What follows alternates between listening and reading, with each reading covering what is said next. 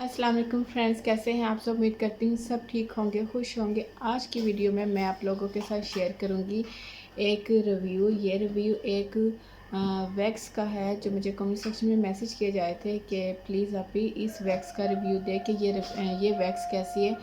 तो मैंने सोचा आज इसके ऊपर एक वीडियो बनाती हूँ। आप लोगों के सामने ही ओपन करूँगी वो वैक्स, और आप लोगों के सामने ही फ़र्स्ट टाइम ये वैक्स मैं यूज़ करूँगी कि ये वैक्स वर्थ बाइंग है या नहीं, हम गर्ल्स को बाय करनी चाहिए या नहीं। लेकिन उससे पहले प्लीज़ अगर मेरी वीडियो अच्छी लगे तो लाइक ज़रूर कीजिएगा और मेरे चैनल को सब्सक्राइब ज़रूर कर कीजिएगा। तो चलते अपनी वीडियो की तरफ। ओके, अभी जो मैं आप लोगों के साथ रिव्यू शेयर कर रही हूँ वो डर्मा शाइन की फिंगर वैक्स है। मुझे कमेंट सेक्शन में इसके बार बार मैसेजेस आ रहे थे तो मैंने सोचा इसका रिव्यू शेयर करती हूँ। ये कंटेनर मुझे आज ही रिसीव हुआ है और मैंने इसे को ओपन नहीं किया। आप लोगों के सामने ओपन करूँगी, इसको यूज़ करूँगी। सबसे ये मैंने ओपन किया है और इसके वेट की बात करें तो इसका जो वेट है वो 250 ग्राम है। ये मैंने चारकोल फ्लेवर में ली थी। आप लोगों को जो पसंद हो आप लोग उस फ्लेवर में ले सकते हो। मुझे चारकोल पसंद है क्योंकि चारकोल वैसे ही स्किन के लिए बहुत अच्छी होती है। ये एक्नी नहीं बनने देती स्किन पे चारकोल। ओके, यहाँ पे ये आप इसका टेक्सचर भी देख सकते हैं कि इसका टेक्सचर ऑलरेडी कितना मेल्टेड है। आपको इसको गर्म करने की ज़रूरत नहीं है। यहाँ पे मैंने फिंगर में वैक्स ली और अपने फेस पे अप्लाई की। फेस पे अप्लाई करने से पहले आपको ये बात क्लियर होनी चाहिए कि आपकी स्किन बिल्कुल ड्राई हो। आपकी स्किन पे किसी किस्म का मॉइस्चराइज़र, सीरम, क्रीम, कोई प्रोडक्ट यूज़ ना हो। आपकी जो स्किन है ना वो क्लीन होनी चाहिए। अब मैंने इसको लगाया और लगाने के बाद इसको फिंगर के साथ ही रिमूव करूँगी। इसको मैंने फिंगर के साथ ही अप्लाई किया और इसको फिंगर के साथ ही इसको रिमूव करूँगी। अपनी स्किन को आपने थोड़ा सा टाइट रखना है यहाँ पे, और अपने जो फेशियल हेयर है उसके ऑपोजिट आपने इसको रिमूव करनी है। ये आप देख रहे हैं मेरी स्किन हल्की हल्की रेड हो रही है, तो इट्स मीन कि ये अच्छी से मेरी स्किन पे से फेशियल हेयर जो है इसने रिमूव किए हैं। ठीक है, अब यहाँ पे मैं दोबारा अप्लाई करूँगी और अप्लाई करने के बाद इसको मैं दोबारा से अपने फेस पे से रिमूव करूँगी। ये जस्ट मैंने फ़र्स्ट टाइम अपने फेस पे फिंगर वैक्स यूज़ किया। मैंने इससे पहले कभी भी अपने फेस पे फिंगर वैक्स यूज़ नहीं की। अच्छा जी, यहाँ पे ये मैं रिमूव कर रही हूँ और आप लोगों के सामने मुझे इसका अच्छा रिज़ल्ट मिल रहा है।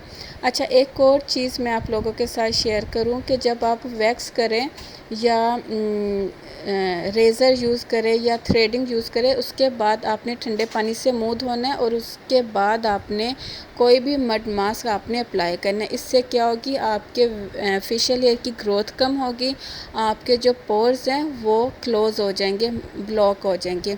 मैं हमेशा ऐसे ही करती हूँ। मैं जब भी अपने फेस से फेशियल हेयर रिमूव करती हूँ, जिस भी तरीके से करूँ, तो उसके बाद मैं अपने फेस पे ठंडे पानी से पहले मुँह धोती हूँ और अपने फेस पर फिर मड मास्क अप्लाई कर लेती हूँ। ठीक है, ये मैंने एक साइड आप लोगों के सामने अप्लाई की है और आप लोगों के सामने कितना स्मूथली इसने फिंगर वैक्स ने मेरे फेशियल हेयर को रिमूव किया। अब मैं अपने फेस का दूसरा पार्ट भी आप लोगों के सामने ही करूँगी। यहाँ पे मैंने फिंगर में वैक्स ली और इसको अपने फेस के दूसरी साइड पे अप्लाई करूँगी और इसको रिमूव करूँगी। जस्ट मैं आप लोगों के साथ अपना एक्सपीरियंस शेयर कर रही हूँ कि ये आप लोगों को बाय करनी चाहिए या नहीं। तो मेरी तरफ से 100% रेकमेंड है कि आप लोग इसको ज़रूर ट्राई करें। अच्छी है ये वैक्स। अब मैंने इसको अप्लाई किया और अप्लाई करने के बाद मैंने अपनी स्किन को थोड़ा टाइट किया और टाइट करने के बाद मैंने इसको अपनी स्किन पे से रिमूव किया। अच्छा, दूसरी साइड से ना ये इसलिए रिमूव नहीं हो रही थी क्योंकि मैं ये जो वीडियो है ना ये मैं किचन में बनाती हूँ। तो और इस बात का आपको ख्याल होना चाहिए कि आप जहाँ भी वैक्स करें ना तो उस रूम का टेम्परेचर गर्म नहीं होना चाहिए। तो यहाँ पे ज़ाहिर सी बात है पंखा नहीं था, तो इसलिए ये मेरे फेस पे पसीना आने लग गया था, जिसकी वजह से ये दूसरी साइड से जो है ना अच्छी से वैक्स रिमूव नहीं हुई। क्योंकि रूम एक ही है, रूम में मेरी दोनों बेटियां खेल रही होती हैं तो वो शोर करती हैं, तो इसलिए मैं भी किचन में जो है ना अपनी वीडियो बनाती हूँ, शूट करती हूँ। फिर भी देख लिया आप दूसरी साइड से भी कितनी अच्छे से मैंने जो है ना वैक्स की है।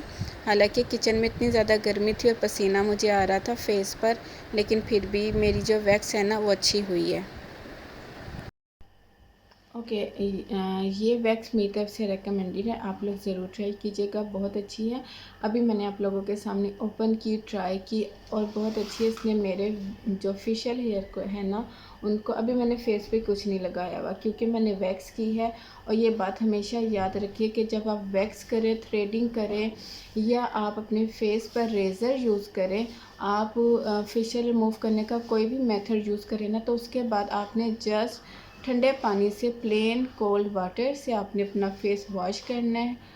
और उसके बाद आपने कुछ अपने फेस पे अप्लाई नहीं करना। बहुत ज़रूरी हो तो आपने रोज़ वाटर का अपने फेस पे स्प्रे कर लेना, ठीक है।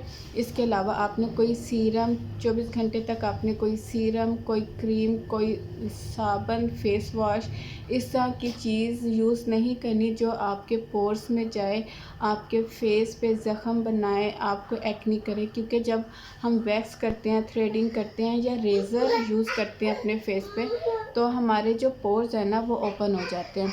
तो जस्ट 24 घंटे तक आपने ठंडे पानी से मुँह धोना है और रोज़ वाटर का अपने फेस पर स्प्रे करना है, ठीक है। इसके अलावा आपने कुछ नहीं यूज़ करना। तो ये थी मेरी आज की वीडियो, उम्मीद करती हूँ आपको पसंद आएगी। पसंद आए तो लाइक ज़रूर कीजिएगा, मुझे कमेंट सेक्शन में ज़रूर बताइएगा कि मेरी आज की वीडियो आपको कैसी लगी। फिर मिलती हूँ अपनी नई वीडियो के साथ, तब तक के लिए इजाज़त दीजिए, दुआ में याद रखिएगा।